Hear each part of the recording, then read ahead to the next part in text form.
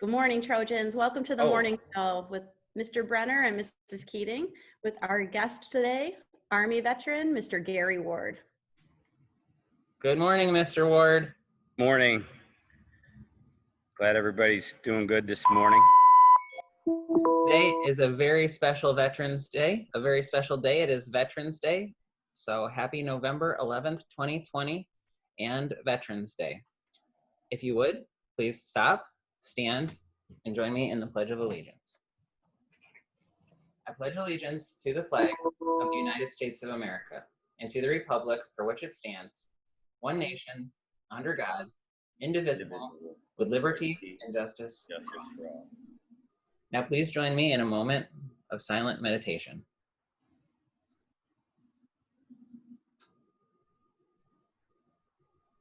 Today, as it's Veterans Day, we're going to have a special treat, and we're going to hear the Star Spangled Banner performed by the THS Chamber Choir.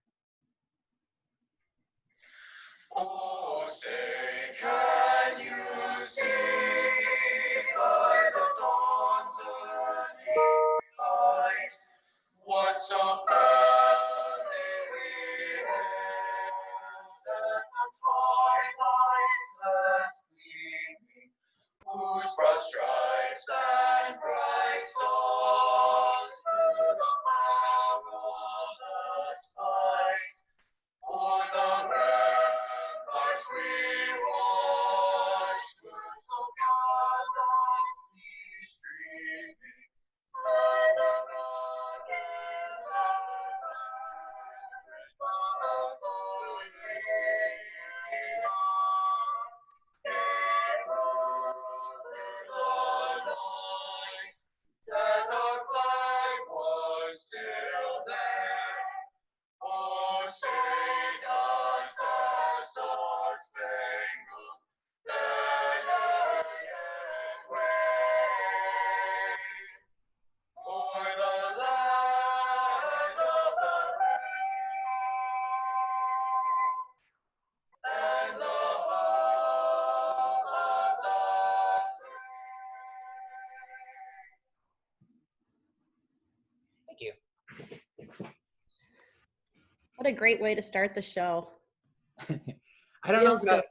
you guys, but sometimes I hear that and it makes me feel good and a little bit emotional, and not a lot of stuff makes me feel emotional, but that No, song I agree. really- We used to start our day every day in school with the pledge and the Star Spangled Banner, which is always a good start to the day. Okay, so moving on to announcements. Mrs. Keating, I'll let you. All right, we have a big shout out to Mrs. McDonald and our Trojan singers. A few weeks ago, 4 of our Trojan singers submitted pre-recorded video auditions for judging and acceptance into the PMEA District Chorus Festival. This required each of our singers to record a 90-second video audition. Anna Lewis, Sadie Beers, Riley Weaver, and Dustin Hagen, all 4 of them, placed among the top 20 students in their voice part, qualifying for the PMEA District 8 Chorus Festival. The top 10 students among the voice parts for all the district festival have qualified to audition for the all-state level. Sadie Beers and Anna Lewis placed in the top 5 for each of their voice parts, and they will begin preparations for the PMEA All-State Choir auditions this spring. Congratulations. Great job, students. We're proud of you. Looking for 2 types of photos during this round of virtual learning. Number 1, hunting photos. That's everybody's favorite here. If you have any photos you'd like featured in the hunting spread, send them our way.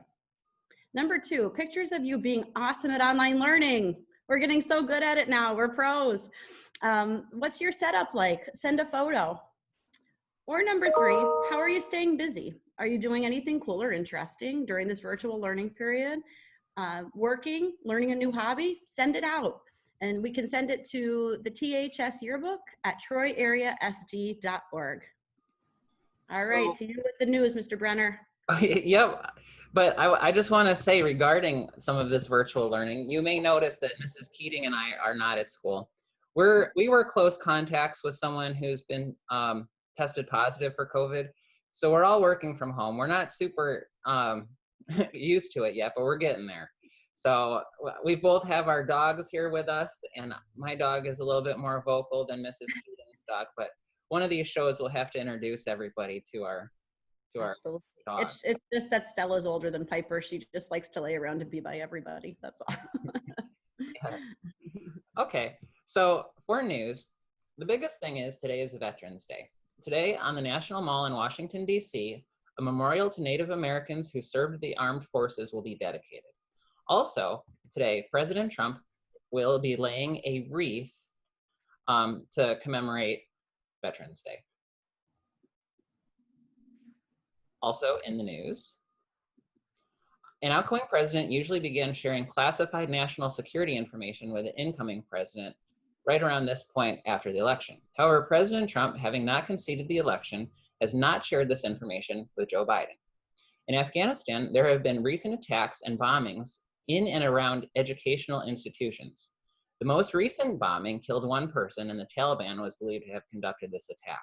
Earlier this month, ISIS militants stormed Kabul University and killed over 20 people.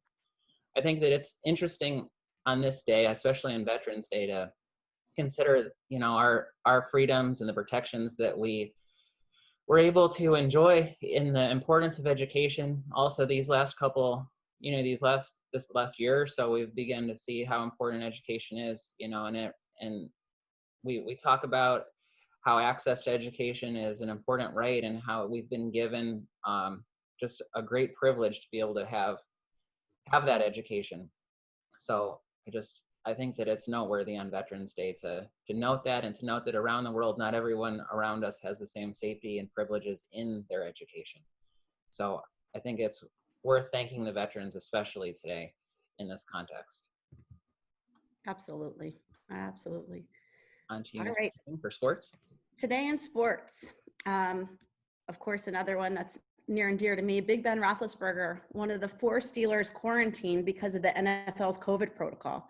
So I was a little afraid when I saw that, but it's my favorite alarm. It's my favorite. I'm going to turn it off right now. Turn it off for a while. The interesting thing about the COVID protocol in the NFL is he was in close contact with tight end Vance McDonald. So he ended up in quarantine, just as Mr. Brenner and I are right now. But they'll give a series of testing. He has tested negative up until now. He'll have a series of tests up until Sunday. If he continues to test negative, he will be on the roster to play Sunday. So fingers crossed, we want to see him play against the Bengals on Sunday. And then the Red Sox manager, Alex Cora, is back after a suspension last season due to a cheating scandal involving multiple teams. But they did bring him back anyway. And then the NBA approved a 72-game tentative schedule for the upcoming season. So it will be interesting to see as we move forward and as COVID numbers either increase or decrease, how pro and college teams move forward with fans and with bubbles and all of the things. I think we'll continue to evaluate what worked and what didn't work, and trying to keep as many people safe as possible. Okay, on to you, Mr. Brenner. Okay. Veterans Day. So a little bit of information on Veterans Day. A little bit of history in the matter. World War I officially ended on June 28th, 1919. However, the fighting ended on the 11th hour of the 11th day of the 11th month, November 11th at 11, with an armistice. An armistice is an agreement to stop fighting. So in November 1919, President Wilson proclaimed that November 11th was going to be the first Armistice Day. He used these following words: "To us in America, the reflections of Armistice Day will be filled with a solemn pride in the heroism of those who died in the country's service, and with gratitude for the victory, both because of the thing from which it has freed us and because of the opportunity it has given America to show her sympathy with peace and justice in the councils of the nations." November 11th each year was declared a legal holiday, a day to be dedicated to the cause of world peace, and thereafter celebrated and known as Armistice Day, to honor the veterans of World War I. So it was originally called Armistice Day because of the armistice, which occurred on the 11th hour of the 11th day of the 11th month. But then in 1954, after World War II required the greatest mobilization of soldiers, sailors, Marines, and airmen in national history. And after the American forces had fought in Korea, the 83rd Congress changed the word from armistice to veterans. So starting on June 4th, 1954, November 11th became a day to honor American veterans of all wars and was then called Veterans Day. Now, here is a photo of pretty much the 11th day of the 11th hour of the 11th day of the 11th month. You can see here from the Veterans Association website, it says soldiers of the 353rd Infantry near a church at Stenay. Mrs. Keating, you want to help me with this? Muse. In France. Thanks. Wait for the end of hostilities. That was convenient. The photo was taken at 10:58 a.m. on November 11th, 1918, 2 minutes before the armistice ending World War I went into effect. You know, it's funny how often we've utilized your history as a French teacher in your job so far. It comes in handy. It does. Thank you. Okay, so this day in history, a couple of things. In 1909, construction began on the naval base in Pearl Harbor, Hawaii, which we know then became particularly relevant in the events of World War II. Of course, also German leaders signed the armistice ending World War I. In 1921, the Tomb of the Unknown Soldier at Arlington National Cemetery is dedicated. In 1933, the first of the great dust storms hits North Dakota. In 1938, the song God Bless America is sung for the first time. Here's an important one. In 1972, right after the flood of Hurricane Agnes in Bradford County, the famous teacher, Lyle Wesneski, was born. Here's a photo of that famous teacher. Some of you may be familiar with this particular famous teacher who was born on November 11th, 1972.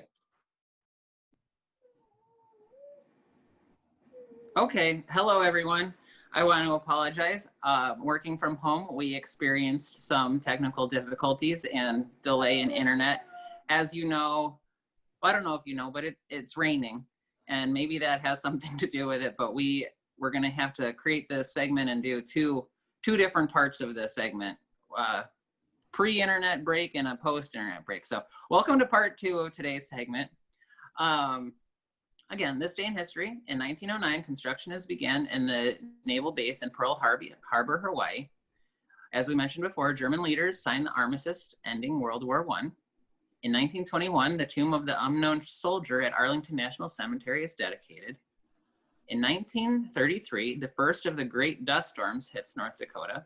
In 1938, the song God Bless America is sung for the first time. In 1972, right after the flood of Hurricane Agnes, right here in Bradford County, the famous teacher, Lyle Wesneski, is born. Woohoo, happy birthday. Happy birthday, Mr. Wesneski. Could you go to the next slide for just a second? I sure can. Big surprise here. Oh, Yes. happy birthday. Mr. Wesneski. That photo was shared by Mr. Wes's mom.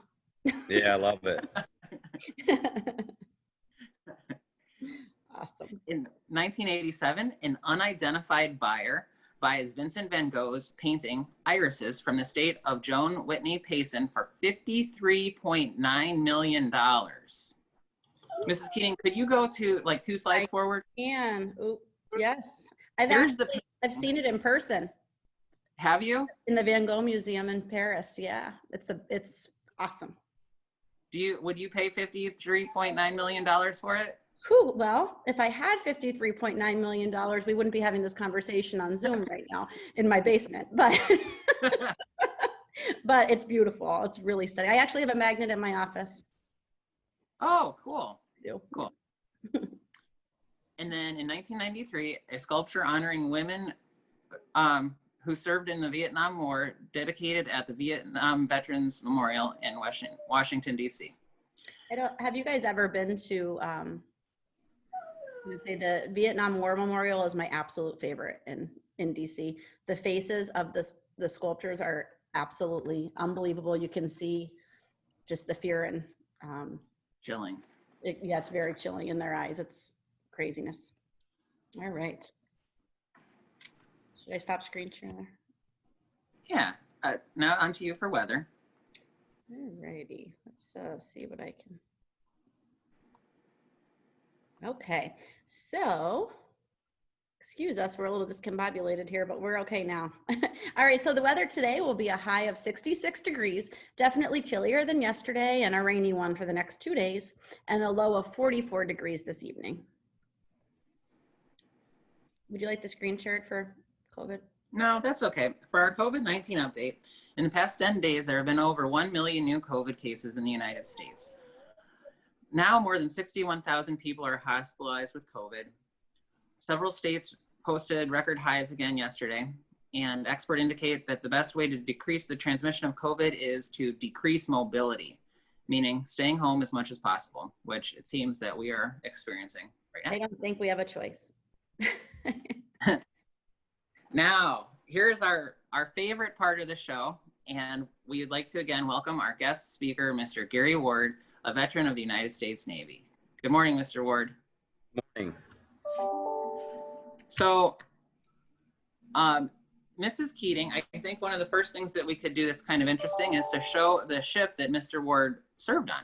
Could you share Mr. Ward's ship? I sure can.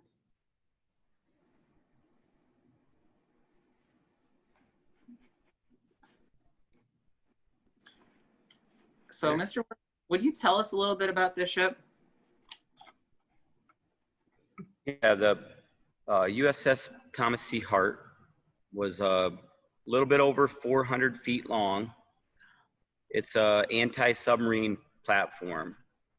If you see the one picture there on your screen to the left, there's a helicopter on the back of it. And that was probably the most efficient way to track and look for Russian submarines. I was in during the Cold War, so it was kind of a cat and mouse thing with the Russia. And yeah, we had about 300 sailors on board the ship. Very cool. So, Mr. Ward, how did you get started? What led you to be interested in the military? I think that there was a lot of kids in my class. Actually, Mr. Harold was my classmate. And I think we had 5 men go in the service from my class and 1 or 2 women. So, we just, going back to the days when you're in high school, the recruiters come into the guidance office and, they comes over the announcements and everybody wants to maybe get out of class and, hey, let's go check out the Navy recruiter. So I think it was kind of like one guy signed up and then everybody kind of took interest. And then before you know it, we had like five guys in my class and a couple women sign up for the Navy. Yeah. One of the things that I think it might be interesting to talk to you about is what is your recommendations for people that are interested in enlisting in the military services? How might they work with their guidance counselors and their families in order to take the steps necessary? So, the military wants to keep its forces up, and they want to keep a certain number of really qualified individuals. And right now, I believe it's all volunteer. Everybody has to register for the draft, I believe, but by and large, it's a volunteer branch of the service. And there's a ton of opportunities for students that maybe know they really want to be hands-on. They really know they want to travel. Maybe they don't want to incur all of the expenses of college. So the military becomes a really viable option. We used to joke it's three meals and a cot. You get fed, you get your insurance, you get housing, you get covered you know, travel and things like that. So you don't have a lot of bills while you're in the service. The downside of that is you are property of, you know, the U.S. government. So it's a really serious commitment, and that I think a lot of kids around here, or a lot of men and women, I would say probably the biggest hook is that they have a tradition, like someone in their family served. But then, you know, after that, they want to experience a sense of excitement or adventure. And, you know, the pay and the benefits, I think, entice kids. And I think the military does a good job at recruiting. Speaking of traveling, can you tell us where you did your boot camp and then some of the places that the Navy took you to? So I went to Great Lakes, Chicago in September of 1984. That's a cold And in Chicago. they call it the Windy City. Mrs. Keating, have you been out there quite a bit, or I've been to Chicago a few times, and it's usually always during football season, and it's always freezing. Even in September, you're bundled. It's cold. The wind makes it colder. Yeah. So, you know, I thought the winters were rough here in Pennsylvania, but I have to say that boot camp in Chicago, it was really windy. You know, I was 18 years old. I had more hair on my head than I do right now. And you go to boot camp, and men get their head shaved. I think probably women get their hair trimmed pretty good. You kind of start out all the same. You know, there's roughly 100 people in your company. We had to wait until we had enough people to form a company.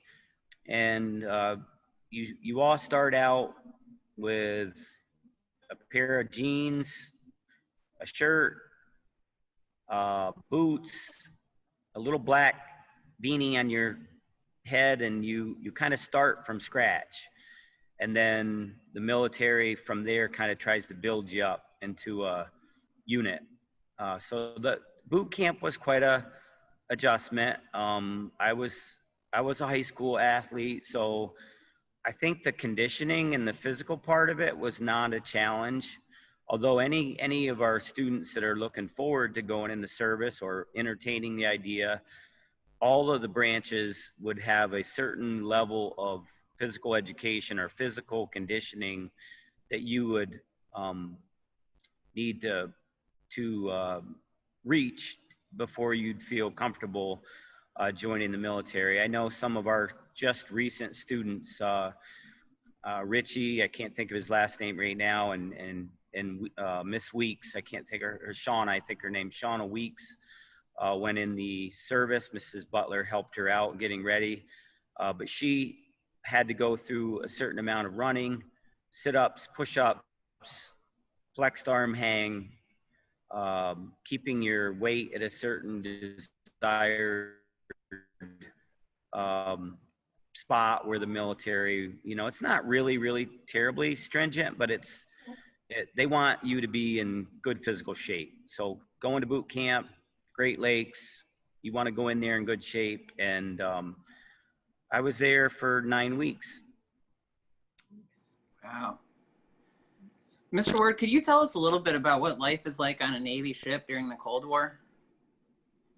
You know, like the Cold War, you know, you hear about it and you're thinking like, okay, I think people can relate to, they can connect pretty easily with Vietnam or the Korean War.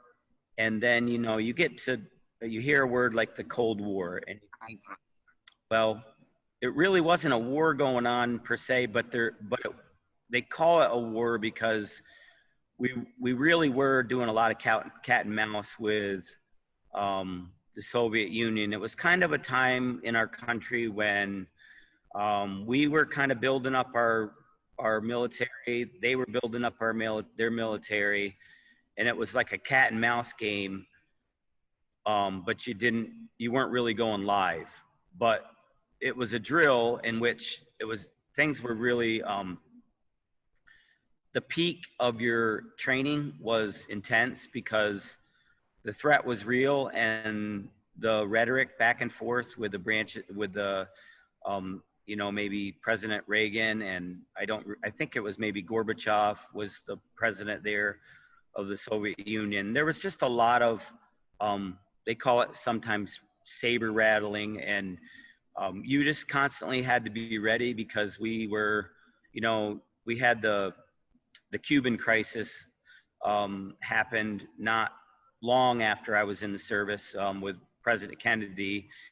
And there just was a lot of tension, so that you were training when you went out to sea and you did training exercises, you were training as if it was live.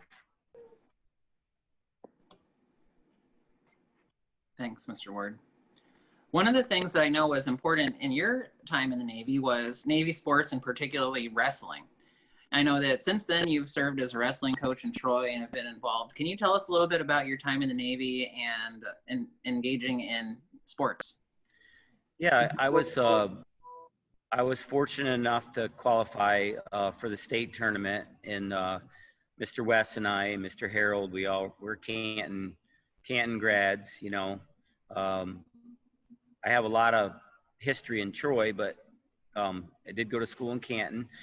And when I went in the Navy, there was I noticed right away I was stationed in Norfolk, Virginia, and there was a nice gym. And I think for kids looking at the service, there are a lot of really nice facilities that you can go and work out. I mean, naval bases and Army bases have places where the kids can take their cars and work on them.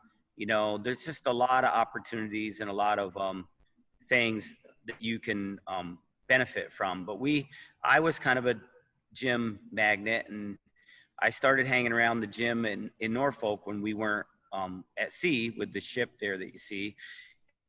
And I met some guys that were training really hard, and they were wrestlers. And I asked them questions, what are you guys training for? And they said there was a big tournament at Little Creek, Virginia. So I said, well, hey, I wrestled in high school. I'd like to, start training with you guys. So me and a couple other guys from my ship, we started training, and then I went to the tournament, and I actually got second. There was a really good kid in the finals, but we had a really great match. It was a really high scoring match. I think it was like 20-18, which is a very high. That sounds like a football game, but I had this really high scoring match with this sailor, and there was the Navy wrestling coach was at the tournament.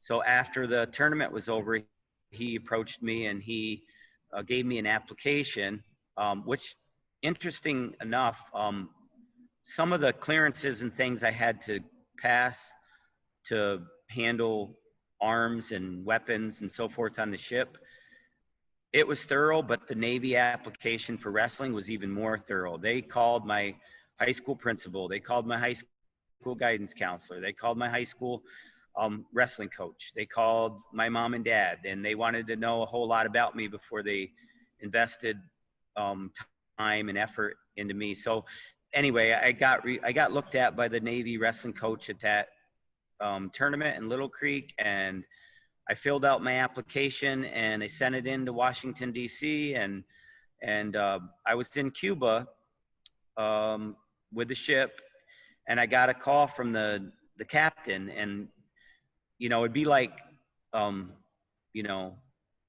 getting a call from Dr. Stair in the middle of the day, and you're like, why do I have to go see the superintendent?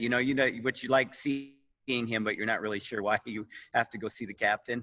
And I thought, oh my God, I must have done something wrong. I didn't load the torpedo right, or I don't know what I did. So I went up to the captain's office and I stood at attention, and he said, Petty Officer Ward, stand at ease. I'm proud to let you know that you're going to be flown to Pensacola, Florida. You made the Navy wrestling team. So that was kind of the way it all happened. And then I wrestled as long as I kept winning. I stayed with the Navy team.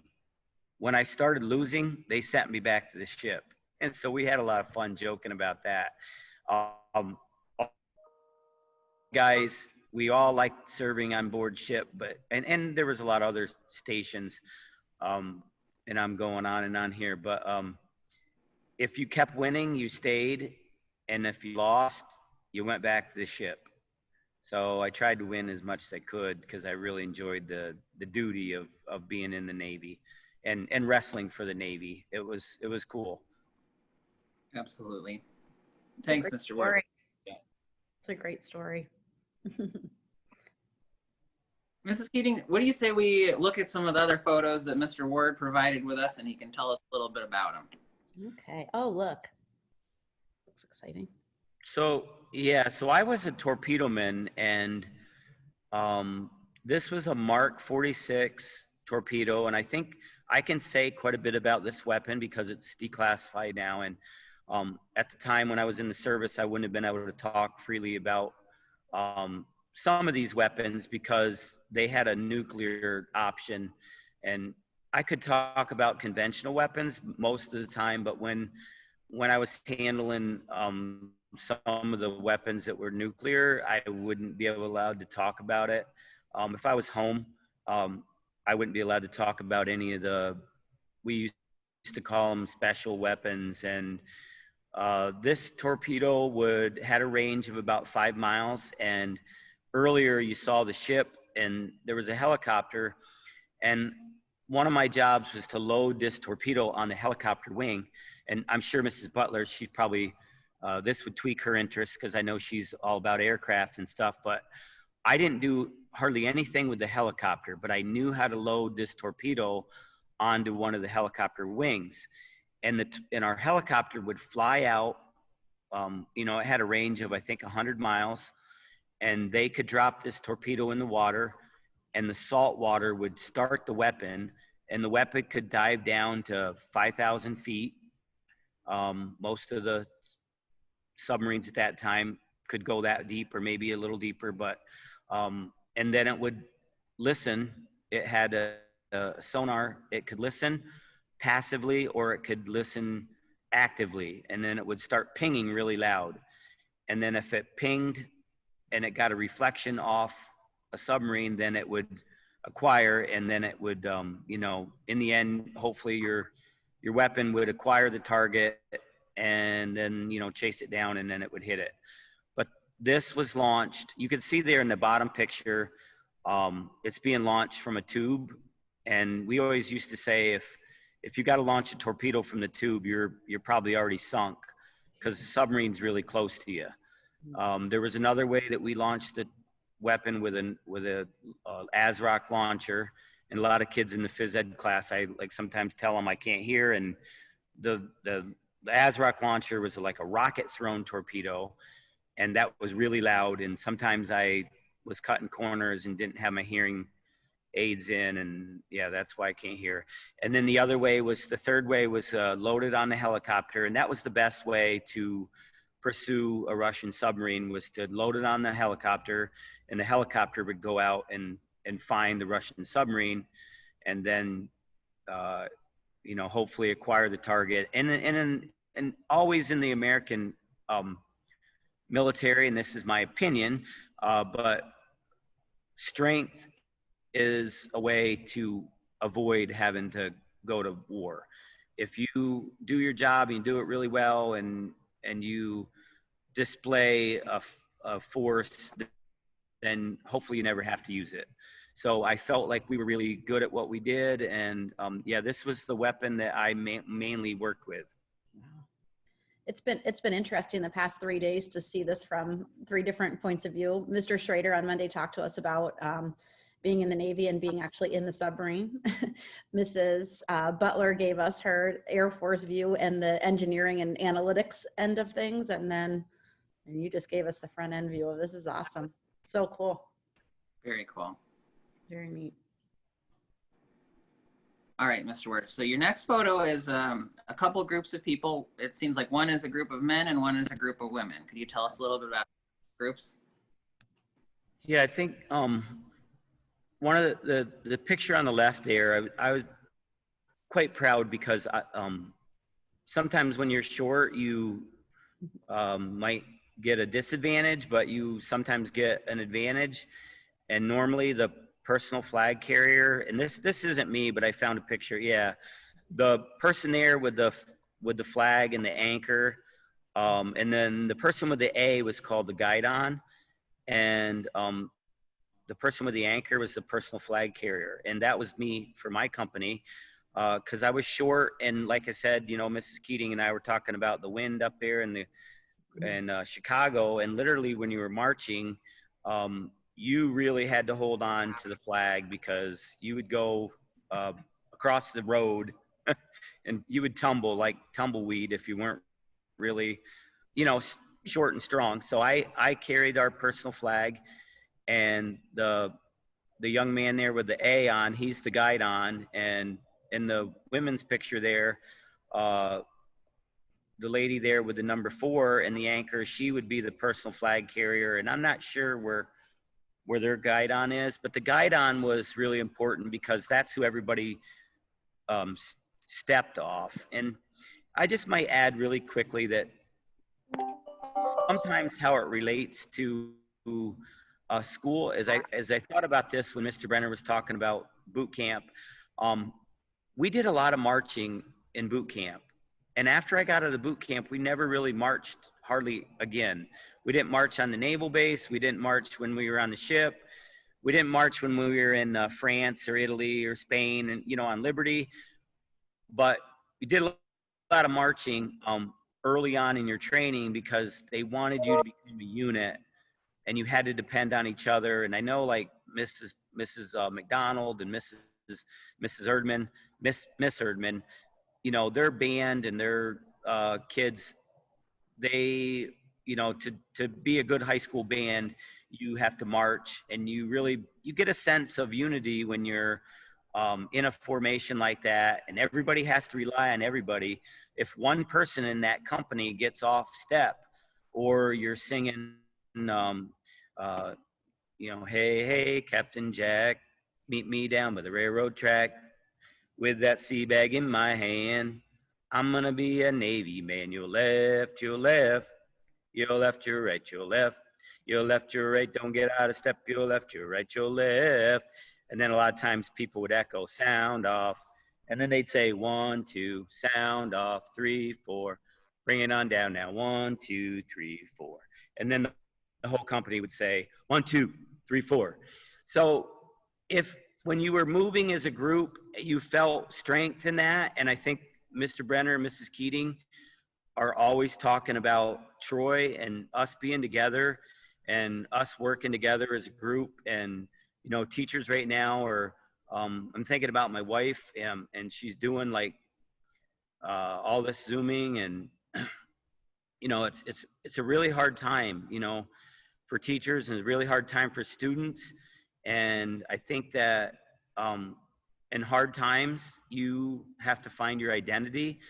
And I know I'm stretching a little bit here, but just like that group of soldiers and sailors, as Trojans, we have to stick together in these hard times, and we have to learn right now remotely. And you know, if you're not getting on and you're not studying, then you know you're getting out of step. And if your team isn't in step, and then your company is not going to do or perform like it should. And you just have to have a sense of pride in us being all in, you know, Troy High School Trojans. We're all from all different backgrounds and all different places in our life, but we have to move as a group to achieve our goals. And these goals are hard, and they're being they're changing every day. And I think, you know, Mr. Brenner, Mrs. Keating, and Dr. Stair and our leaders are trying to give us the best information that they can, you know, with Kaola and all that. And we, you know, like the military, our school has to adjust and adapt and overcome, like this company that's in front of you right there. Thanks, Mr. Ward. That's a great message. The next photo that you provided us is a singlet, a wrestling singlet. Can you tell us a little bit about this? Yeah, I had some clothing here, and that was not exactly the singlet that I wore when I was in the Navy, but it was a lot like the one. And I was on the all-Navy wrestling team, not to be confused with the Annapolis team. In Annapolis, which is a great group of officers, you wrestle collegiate style wrestling, and you compete against other colleges. So like you would wrestle against Army and Air Force and the Marine Corps, like their academies. And then you would also compete against other colleges, like you might wrestle Stanford or Penn State or whoever. Our military academies compete at the Division I level. My company, or my Navy wrestling team, was an international wrestling team. We competed against the branches of service, and we competed against, if you did well enough, you could compete against other countries' branches of service at tournaments, you know, in Europe and so forth. So one of my teammates that stayed in the Navy, he became an Olympic wrestler. His name was Stephen Mays, and I didn't make it to the Olympics, but I was really proud to wrestle with him, and he stayed in a little bit longer than I did. I was only in, my contract was 6 years, and I did 3 years active and 2 years reserve, and he stayed in. He was in like 10 years, but a young man named Stephen Mays was my shipmate, and he's my Navy wrestling buddy, and he made it to the Olympics. So it was cool wrestling with him. Very nice. Mr. Ward, you said you actually had some physical things you brought with you?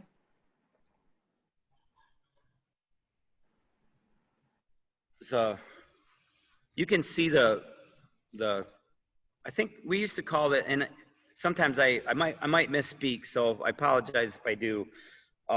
This was like the Cracker Jack uniform, and it's like the dress blues, and this is way smaller than what I could put on now. It's about 30 pounds ago, but I had my insignia there. That was Mrs. Keating, do you think maybe we could go off of screen share? Oh, sure. Absolutely. that was a petty officer.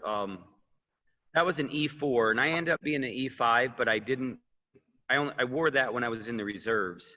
But a lot of my uniforms had the E4 on it. But this is the petty officer chevron, and then the torpedo was what my job was, and then the U.S. Navy thing. This was like a working uniform, and a lot of times in the Navy and other branches of service, the uniforms become tradition. So anytime you would change your uniform at all, it always became a big story.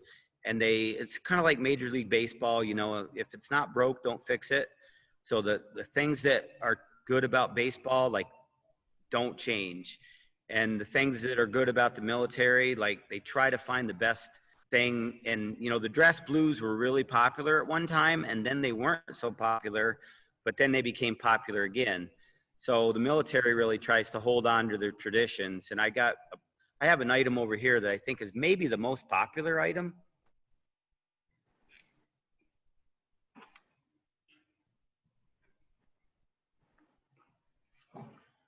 This is a peacoat.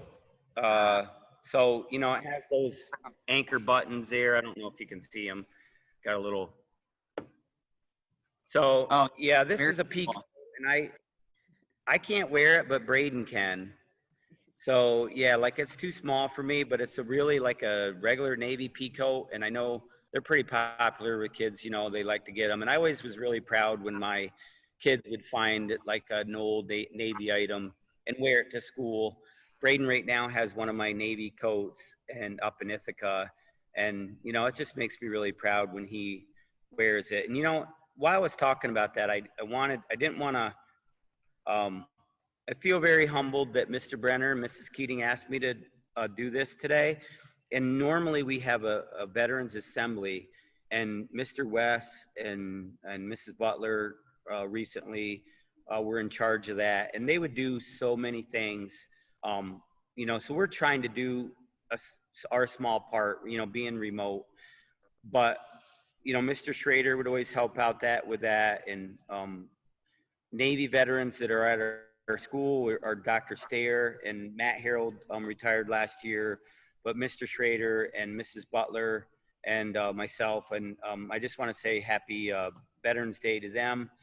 And I'm always so impressed with all the pictures that the kids that go to Troy, they have so many veteran relatives, and they're so proud of the pictures, and they show them. And Mrs. Butler, when she does history, you know, I'm sure that you would find that there's probably a disproportionate number of people that are in the military from rural areas like Pennsylvania because of the opportunities. But there's so many veterans that are connected to our area that, you know, I just want to say happy Veterans Day to them. And I also just, if I could real quick, and I know I'm going on and on, but I want to give a shout out to my sister, who's a National Guard veteran, my brother Leon, who's a disabled Army veteran, and my dad was in the Korean War. I want to give a shout out to him. And my Uncle Bob, who is actually Jake Dietrich's grandpa, and he was in the Navy. And my father-in-law is Army veteran as well. So just giving a shout out to them, and just glad that we could do something today. I know it's not the same as the assembly that we do, but I think it's really important that we did what we did today, and I appreciate it.